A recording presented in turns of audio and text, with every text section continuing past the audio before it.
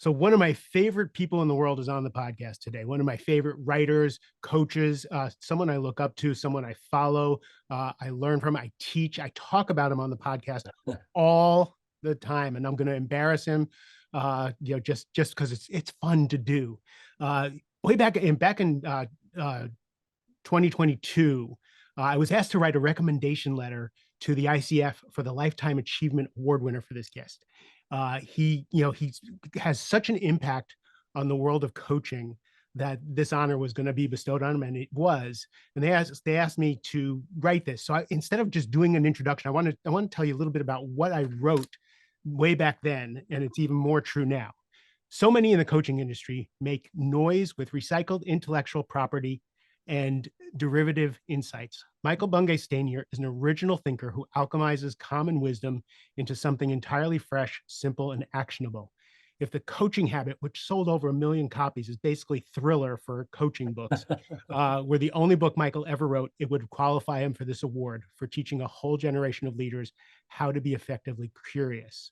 From do more great work to how to begin, and now with the book we're going to talk about today, how to work with almost anyone, Michael gives leaders a roadmap to where they want to go, and us in the industry tools to help our clients get those results.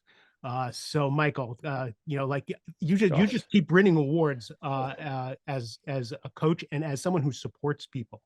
Why are you still writing and doing these kinds of things? You're right. That's a good question. What the hell am I doing? I should just Yeah, be what lying the hell are you down, doing? having somebody waving a palm fan over me and feeding me grapes. And I've put that to my wife, and she's declined so far. So no matter. Mark, well, first of all, thank you for that very generous introduction, and your support and your encouragement over the years. Um, I, you know, I'm not, I'm really, I think probably I'm a teacher, and 20 years ago, I kind of figured out a way of articulating the impact I wanted to have on the world, which is to infect 1 billion people with the possibility virus, which is a kind of snappy phrase. What it means to me is I'm trying to help give people the tools to make the braver choices they have. It's that classic man's search for meaning. You don't choose your circumstances, but you can choose your response to a moment. How do you help people see that they have a choice, and how do you help them make better, braver choices, in the service of trying to kind of keep our humanity? And I think probably why I keep creating stuff and teaching and writing books is because I still think I've got something that might be helpful for people to share, and I don't think I've hit 1 billion people yet. So I'm gonna keep going till forever, because I'm never going to hit 1 billion people, but I can keep striving for it. You're getting there with the ripple effect, because everybody I know in the industry uses your work in some fashion or another. So the ripple effect and the people you touch is kind of ridiculous. So you're moving through your work and going from do great work, and then you went from the Coaching Habit to, and then the Advice Monster. I love the Advice Monster, right? The video that was great. Then you kind of took a little left turn with How to Begin, which is like, how do you get started on a project? How do you find something worthwhile? And now you write this book, How to Work with Almost Anyone, right? Why'd you take this particular road? So there's a couple of levels on which I can answer that. The tactical answer is that I try and think in terms of projects. What's the next project for me to work on? I find projects are a really helpful way of kind of constructing my life, because a project has a start and a finish. It succeeds or it fails. And my job is to try and guess what the next best project for me to work on is. So, to use the criteria I talk about in the How to Begin book, I'm looking for something thrilling and important and daunting. Thrilling meaning it kind of speaks to a value of mine and lights me up and gets me excited. Important meaning it contributes to the world. So of all the things I could be doing, what's my next best guess in terms of how do I infect 1 billion people with the possibility virus? And daunting meaning I'm like, okay, so how do I stretch and grow and push myself so that it's it makes me sweat a little bit and challenge, because I'm not only not done working, I'm not done growing. So I'm like, how do I keep evolving to try and be the next best version of me. And I'm just pointing down here because that's where I keep the folder. Down there is a thing called the ideas file. And when I have ideas of stuff I can do, I will write it down and throw it into the ideas file. And, come the moment, like I will pull out the ideas file and kind of flick through it, hoping to find 120 good ideas for things I could do.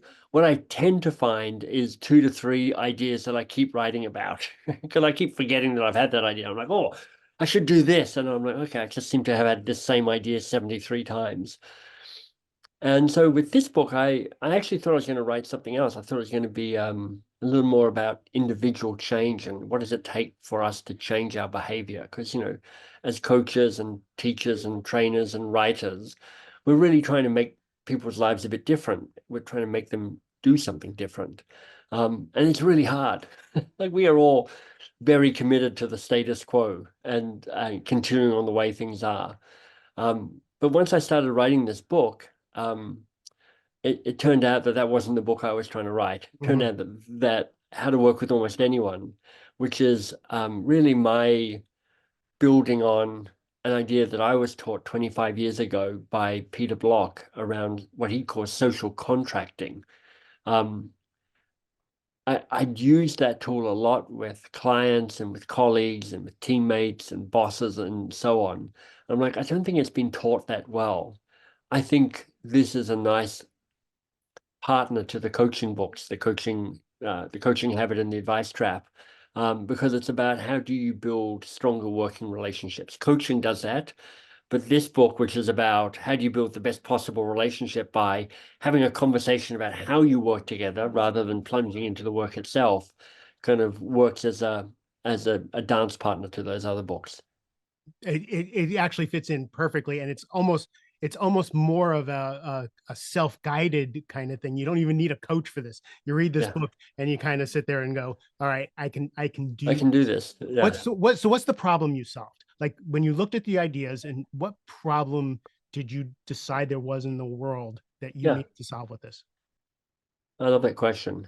Um, well, our working relationships have a big influence on how happy we are and how successful we are. Like, if you're listening to this, you can probably imagine a time when you had something cool to do, but you had a boss that sucked. And in general, that experience sucked. And you've probably had moments where the work was, whatever, but you had a really fun colleague to work with. And you're like, I love that. That was fun. It didn't even matter what the work was. It was like we were doing something cool together. So and if you buy into this idea that your working relationships do have a big influence on your happiness and your success, I'm like, so how do we more actively manage our working relationships? Because the problem I think I'm trying to solve is we just go, well, our working relationships, they are what they are. Well, hopefully I'll get lucky. So I'm kind of encouraging people to be more active in terms of how they manage their working relationships. And as part of that, if you want to get kind of another way of saying it, is I'm trying to show people how to build psychological safety in their working relationships because, Amy Edmondson for 10 years and more has been talking about the importance of that. And it's kind of that idea spread. We all get psychological safety as a concept, but it's not totally clear to me how you go about doing that. And I think this book provides one solution to that. It certainly gives you a sense of ownership that you can, if you have a Yeah. willing party to do something, because it does depend on having a somewhat semblance of another adult in the room who's willing to Yeah. do a little bit of work. But just, Well, you and, start. and, and adult to adult relationships is a really key plank of my work, which is like, and I can't remember who gave me that language, but I'm like, I want to have adult to adult relationships with most of the people in my life. And it's hard. Like I've had relationships that are definitely not that. So how do I do a better job at showing up as a full human being and have them show up as a full human being and both of us getting what we want or at least asking for what we want? That's That's simple a to say and hard to lifetime's do. work. Yeah, That's a exactly. lifetime, right? Exactly. Because one of the things that I tell people, well, some of my clients, when they're in the boardroom, I said, you got to understand when you're in the boardroom, you're actually a bunch of 5 and 6 year olds who wear Right. makeup and shave, and all of that childhood stuff is Yeah. just being thrown around with bigger words. So when Yeah. someone goes off at you in the meeting and it's more than a 4 or 5, you're no longer even there. They're Yeah. shadow boxing something from like the past. And if you can unhook Yeah. from that and ground and center yourself, you now have the power in the meeting. Well, let me ask you about that. So you got a new book coming out in March, which I'm excited about. How do you help people and kind of teach people around that situation in the new book? Ooh, so it's all about relationships. So my book is separated into leading up, leading across, leading your team, and then leading yourself. Yeah. Leading up, leading across, and leading your team are all fodder for learning how to be your best self Right. every Right. situation, no matter what the relationship is. So Yeah. I have a client whose boss is awful, just awful. And normally, what I would say is, all right, we have to have a conversation. We need to set boundaries. We need to, all this stuff. What I said to him instead was like, I just want him to continue to be awful. I Right. said, what I want is for you to be okay, no matter how he shows up.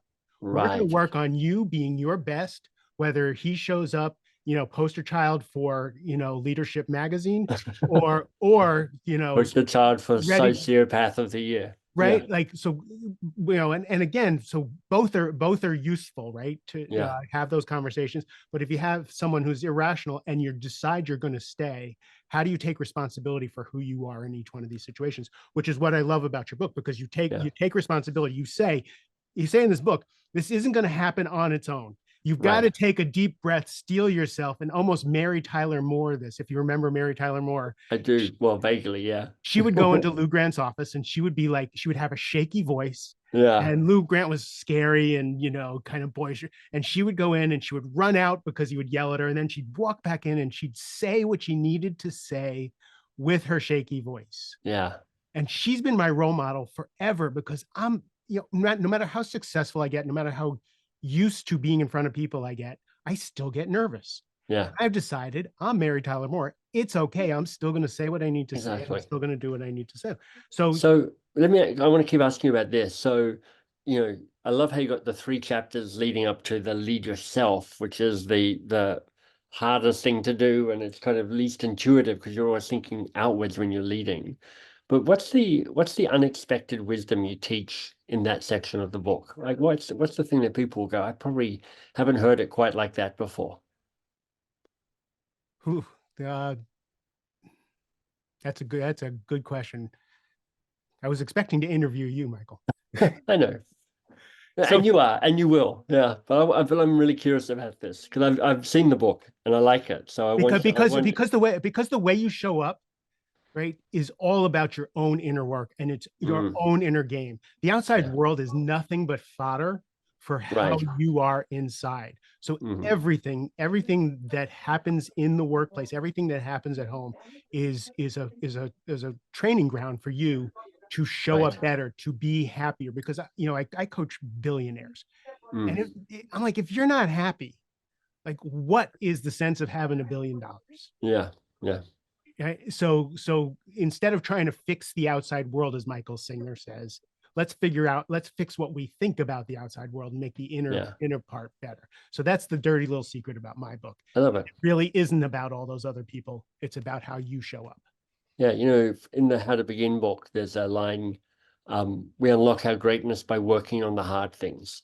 And to your point around, we look, I hope lots of people have wonderful bosses in their lives, but when you end up with a non-wonderful boss or a non-wonderful colleague or just whatever piece of misery that the life is throwing you at the moment, it is that opportunity for you to kind of get wiser about who you are, to be less reactive to what's going on, to make braver choices in those hard moments and trying to construct the best, continue to kind of construct's not quite the right word, but to evolve and have the best version of yourself emerge. It often comes with you going, how do I sit in the hard place and learn and evolve from that? Always, always, always, always.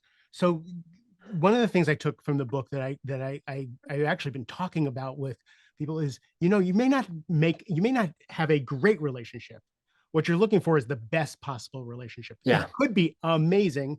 It could have been a horrible relationship that you make better and usable. right. What's the best possible relationship? That's how Yeah, you start the book. So what is that? it is. So, first of all, I love that you picked up on that because this isn't about trying to make every working relationship, a bunch of unicorns gambling around the field, burping up rainbows. It's you've got the people in your life that you're working with. How do you optimize, to use an ugly word, the relationships with each of those? And so if you think of like, you're currently your three most frustrating working relationships, whether that's your boss or somebody on your team or a peer or a colleague or a collaborator or a client or a customer or whatever, you think of those frustrating ones, and you're like, if you could make those 10% better, that would actually make the difference between unworkable to workable, unbearable to bearable, or not good enough to good enough. And that would make a huge difference in the quality of your life.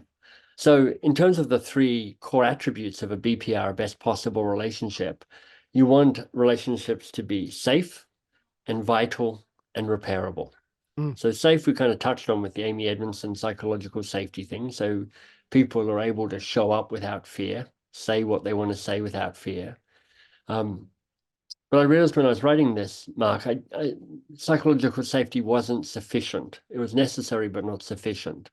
I've had working relationships that have felt very safe and boring, and a bit kind of like pleasant, but it's not that exciting for me.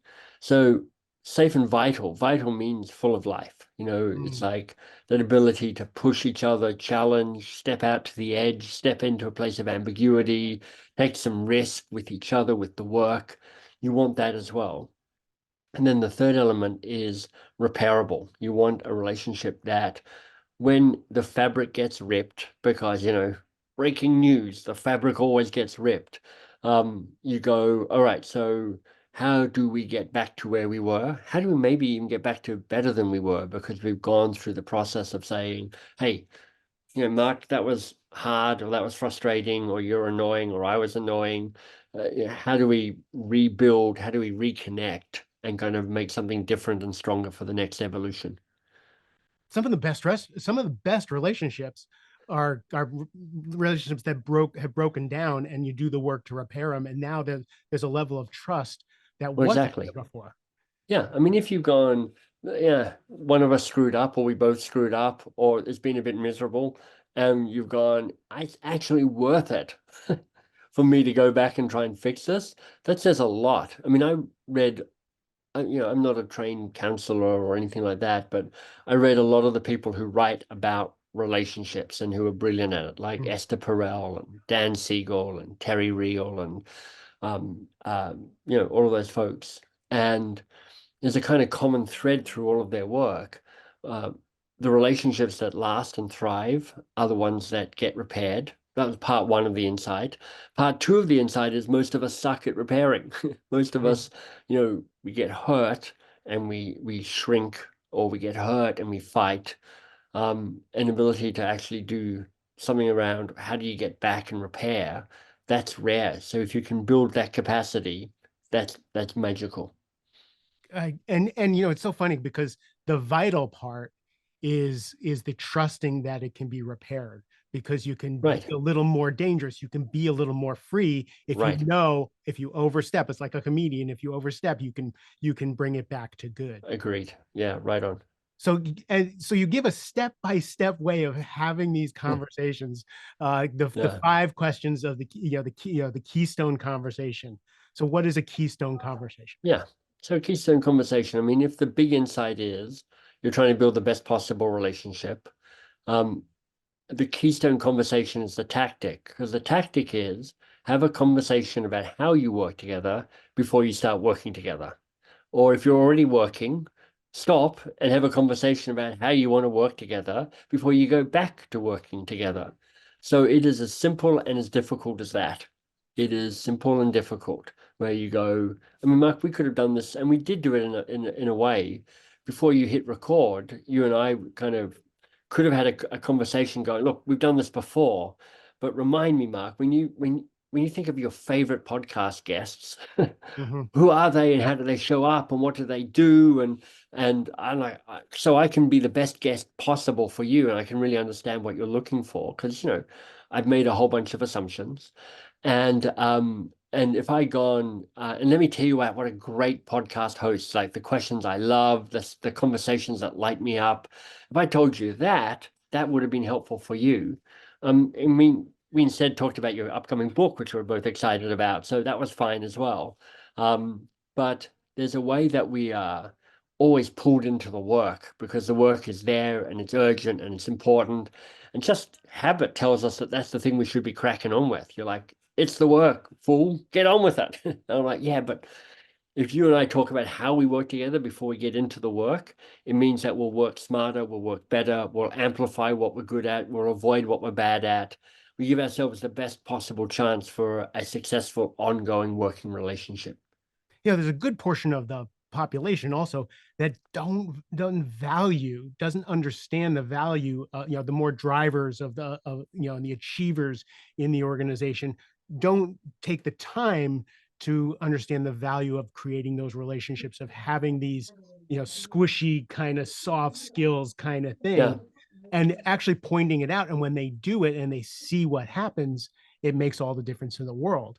Yeah. I So, mean, work happens through people. I mean, I don't think you have to be particularly touchy-feely around this. A lot of my work is trying to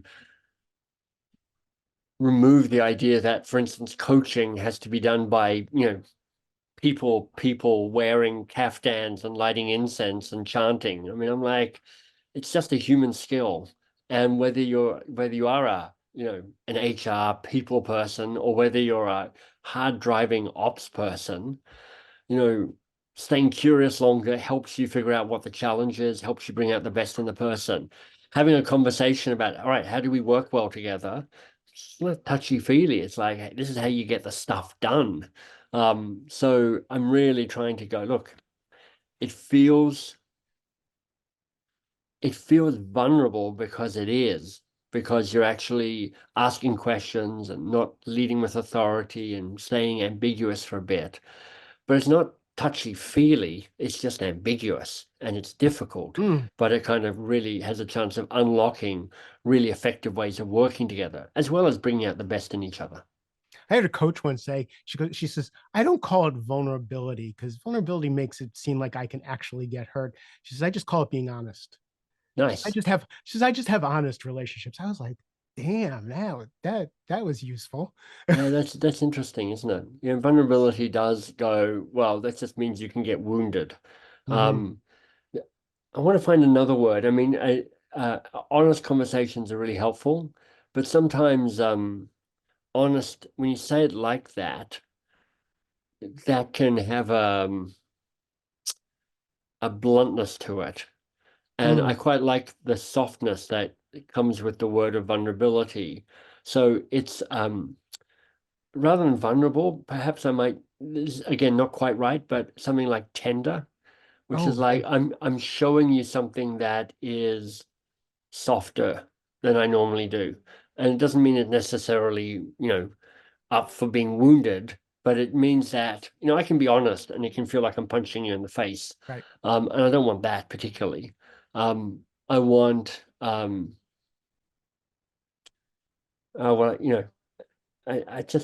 I want human to connect with human. That's, you know, right at the deepest level of this work in organizations that I do, I think the default expectation I have is organizations tend to dehumanize us rather than humanize us because they're systems and they're structures and they're trying to produce stuff. And at the same time, I think organizations can be a great place for you to become and grow your humanity if you're lucky enough to have a team or an organization that allows that. And I'm trying to give people tools to allow us to stay human in those working moments. It's the reason why I do what I do. I work in the corporate structure. Yeah. A lot of, when I became a coach, and a lot of the people who I was becoming a coach with and learning with started working on people with people who had big dreams outside of their 9 to 5, who, wanted to go create these, and for some reason that kind of fell flat for me.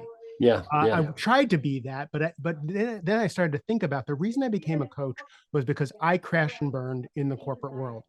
I watched my contemporaries lose marriages. I watched them lose their health. Yeah. I watched a Yeah. 50-year-old friend of mine die, right?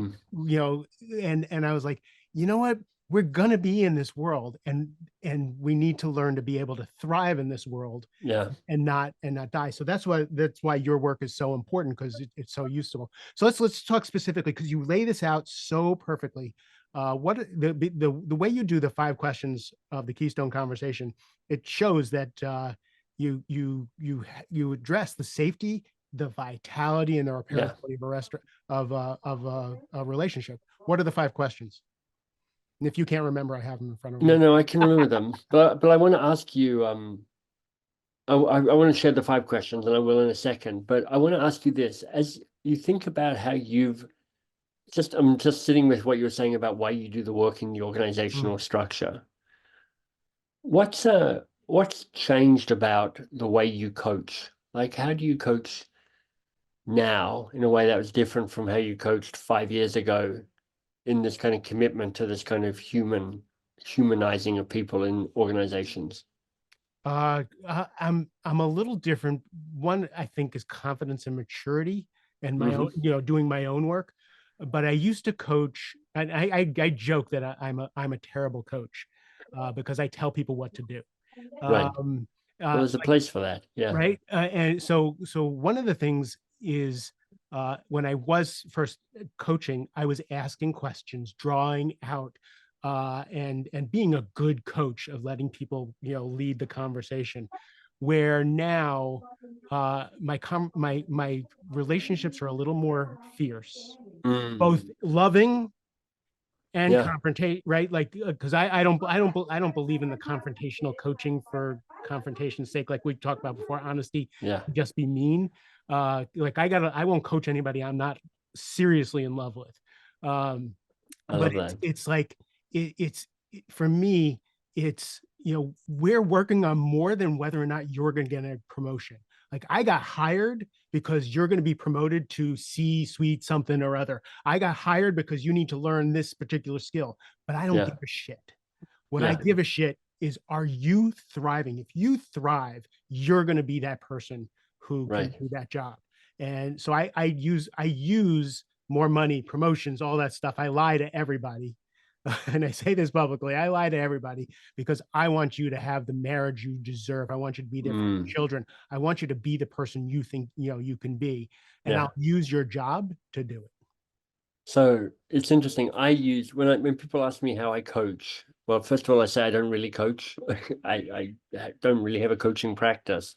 But I say when I am coaching, the relationship I hope to have with the people is fierce love. Like I am so on your side, and I'm not going to sell you short by wimping out. I'm going to bring a kind of fierceness to that. So what's the connection between fierce love and leading yourself, that kind of final section of your new book? Oh, well, wow,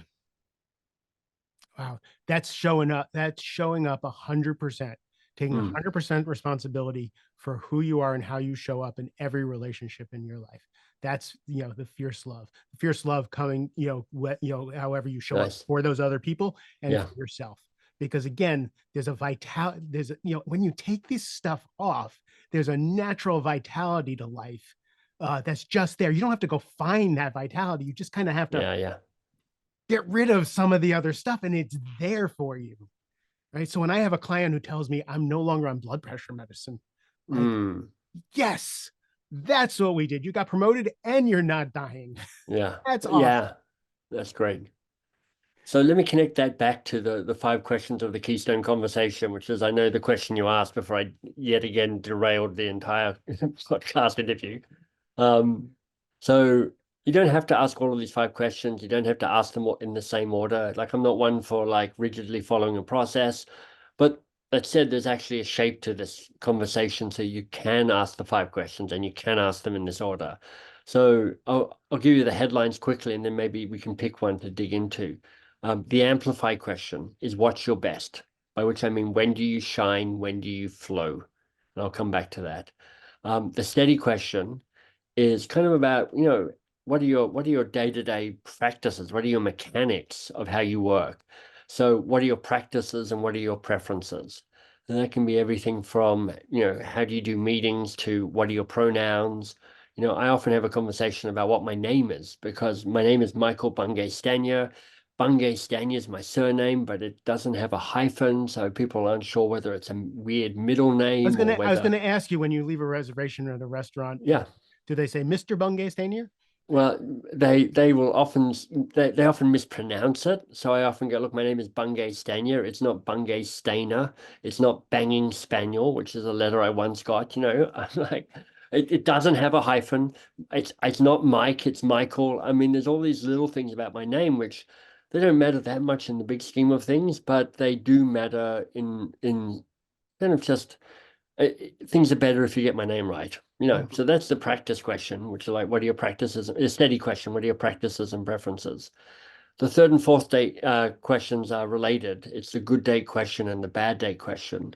So the good date question is, what can you learn from past successful relationships? Mm. And the bad date, what can you learn from past frustrating relationships? Because those patterns, the good and the bad, will show up again in the future. So use them, share them so you can manage them, and exploit them and avoid them. And then the final question is the repair question, which is like, how will we fix it when things go wrong? And some of the power of that question is simply it says things will go wrong. And Mhm. it has this kind of shared commitment to saying, we're already saying this matters enough for us to fix it when things go wrong.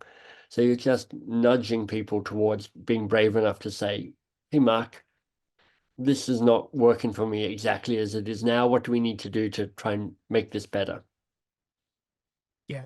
So you say we don't need a rigid framework to have this conversation, but I think a lot of people do. I think Yeah, they need the scaffolding. Like I actually have some clients who just go off the rails in conversations if they get heated or if they get nervous or something. And I tell them it is okay to have index yeah, cards.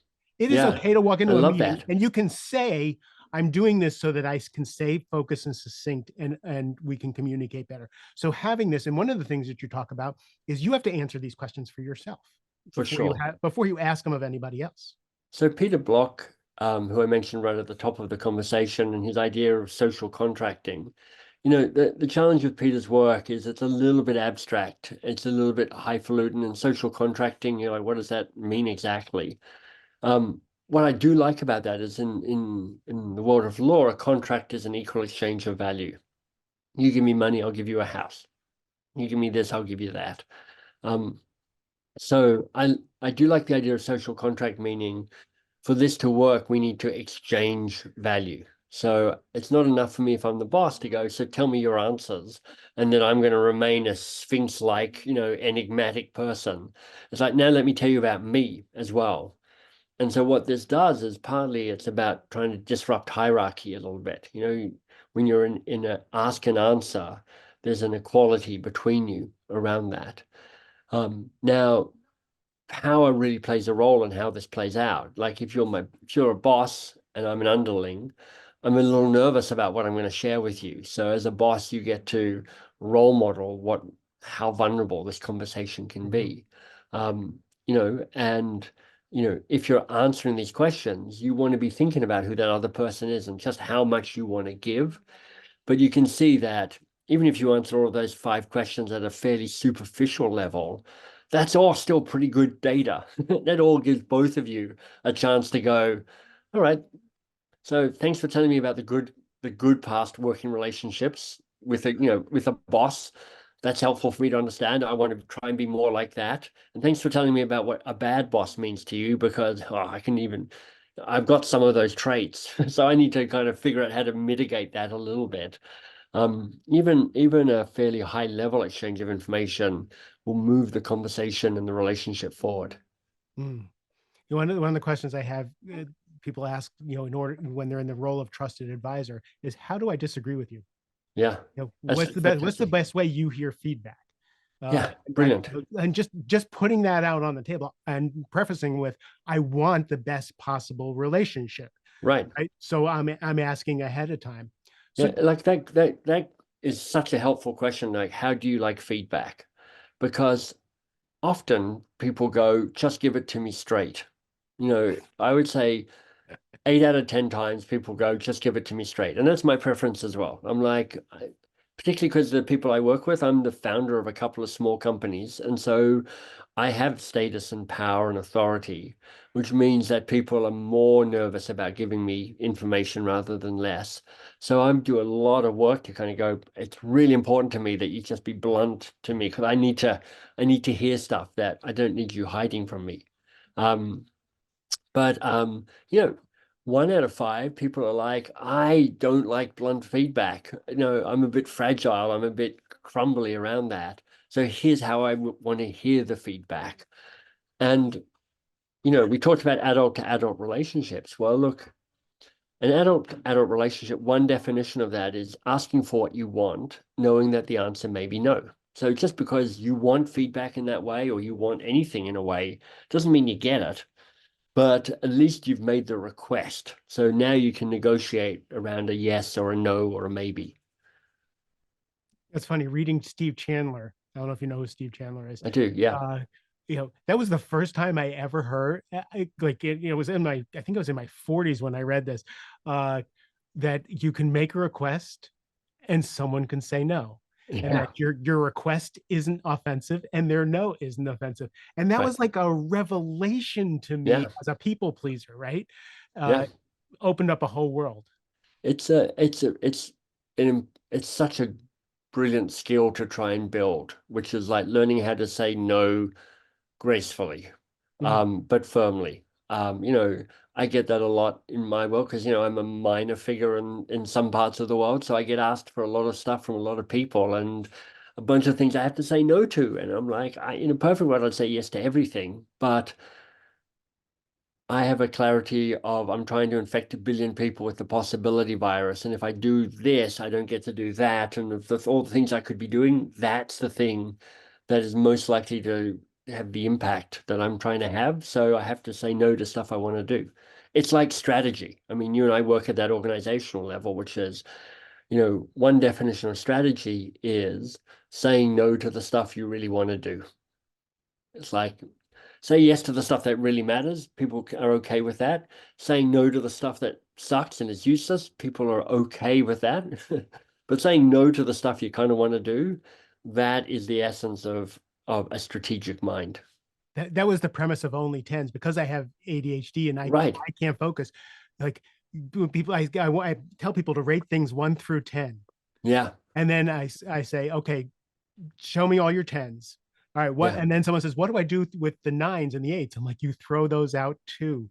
I know. It's It's so so hard. hard. It's interesting because I was talking to Rich Litvin the other day, who with Steve Chandler wrote The Prosperous Coach. So just to kind of make that connection. And Rich has said to me, like, basically, he probably stole it from you or borrowed it from you, this kind of only tens. And I'm like, oh, I have so many eights and nines in my life, and I don't have that many tens. And what happens if I only do tens? Kind of what happens to my calendar and my to-do list? It's like I'm no longer busy. And if I'm not busy, who am I anymore? So it kind of He's an creates this. Enneagram 3 and achiever. So Right. Yeah. So I've like, creates, and I'm an Enneagram 7, meaning I'm forever trying to do stuff. Like I'm forever overcommitted trying to create new stuff. So it's a really extraordinary skill to have the courage to say no to anything but tens. I can see the book out of focus, but so over your that book over your came left out of my shoulder there. conversation with Rich. Yeah. Ah, there Rich we was go. Rich was my coach, and I was telling him, I'm saying, I'm trying to run this business. I've narrowed things down. I can't get anything done with my ADD, and I'm just miserable. And he says, Mm. what if you only did what you wanted to do and didn't do what you didn't want to do, Mark? And I was like, what are you, Yeah, I know. sick? Coaching I is said, such a I was statement of like, the obvious. oh, Yeah. my children and I'll live under a bridge. But Yeah. that was the impetus of, and it Yeah. broke the ADD. And I started being able to get things done. So shout out to Uh, Rich Litvin. So yeah. back to working with almost anyone. So you read the book, you decide you're gonna do these questions. How do you know when you don't have a willing partner? How do you know when this is just going to fall flat and you're alone in this game? Well, I don't think you do know beforehand. And I think actually one of the things that you're trying to do is avoid the assumption that the other person is an unwilling partner, because it's a pretty easy assumption to make. Like, Mhm. this idea, let's have a conversation about how we're working together or how we will work together. For most people, they're like, yeah, that's good in theory, but in practice, my boss, my team, they're impossible. They wouldn't get it. They wouldn't do it. They wouldn't like it. Um, you get to project all these reasons why this is not going to work with them. And, coming back to your new book around, well, it's like leading yourself here, which is like, how much of that is them and how much of that is you? Some of that's definitely you. Um, so uh, equally, there's no guarantee that this will work. Like there is a way that an attempt to do this will fail some of the time. But I think you have this conversation, you use some of these questions or all five of the questions, even if it's only okay, that's probably helped, because the secret to this is not so much the answers you get in the immediate conversation, which will nonetheless be really helpful. It's that you're giving each other permission to keep talking about the health of your working relationship. So even if it's like, it was okay, you've actually created this kind of bridge to say we can keep trying to talk about how we're doing together. We can keep coming back to each other. We can actively maintain this relationship. We can keep fine tuning it. So it doesn't really matter if it doesn't work the first time. You got an opportunity for a second time, an opportunity you might not have if you didn't have the first time. And yeah, and you talk about that it's a dynamic thing. Like you're going back and adjusting and fixing and Yeah, improving all the time. And if you have a willing partner, and it's kind of great to be the person who can get along with the person nobody can get along with. right. Even if it's at a good enough level. Like you don't have to like the other person, you don't have to love the other person, you don't have to unlock rainbows of happiness with the other person. But if you can say, look, you're a tricky person to work with, and you and I figured out the best way of doing that, and nobody else has, then you're a legend. And who even cares what other people think? It's like your working life is a little bit better because that person is not not a burr in a stone in your shoe when you're working with them, or it's a smaller stone in your shoe if they're still annoying. Yeah, and I'm also very appreciative that if you go on Michael's website, which we're going to put the link in the show notes, he actually has this in a little mini course with Right. the worksheets, and you can just work through it on your own. He even does a little video with a friend of his, a colleague, Yeah, uh, Ainsley. Yeah. Ainsley, and they work through it together. So you don't have to go through this blind because Yeah. every time Michael writes a book, he gives you more supporting stuff than anybody I have ever seen, including myself with Thanks. my new book. Like I got to go and add it a little bit more to Yeah. the Well, resources. I mean, I think books are doorways to change, and I'm so grateful people pick up a book and read some of it.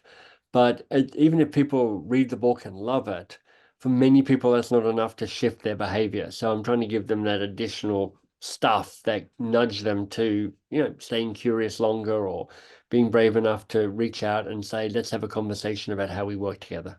Mm. So since you're an Enneagram 7 and you're an enthusiast of life and have an appetite for stuff, what's next? What are you working on after this? Well, I've got three projects, which I'm quite proud of. I've narrowed it down to only three major projects, which is two more than I should have, but no matter. Um, I have a journal that comes out in about a year's time, so January next year. Um, it's called the How to Get Things Done Journal. So it's a 24, no, 20, 18-week journal that allows for kind of daily check-in so you can get focus and purpose and gratitude really for the moment, but also weekly questions to deepen your own sense of self, leading yourself, as you say in the new book. So that's written, and we're into kind of designing and fine-tuning it. We've set ourselves a really big 10-year goal starting this year to sell 10 million copies of my books over the next 10 years. Mm. Which honestly feels impossible. I'm like, I don't even know where to start with that. But we're gonna give it a shot. I think my books are some of the best stuff I've got. And I've had some great success selling them, but how do I try and get more of those books into more people's hands? So that's a big project for us. And then second half of the year, I'm starting a new project, which is something to do with how change really works in organizations. I think that's a topic that is full of noise and not much signal. So I'm Mhm. trying to find some clarity and a simpler way of explaining that to people. I would appreciate that because again, the way you write, there's a simplicity in the way you tackle things.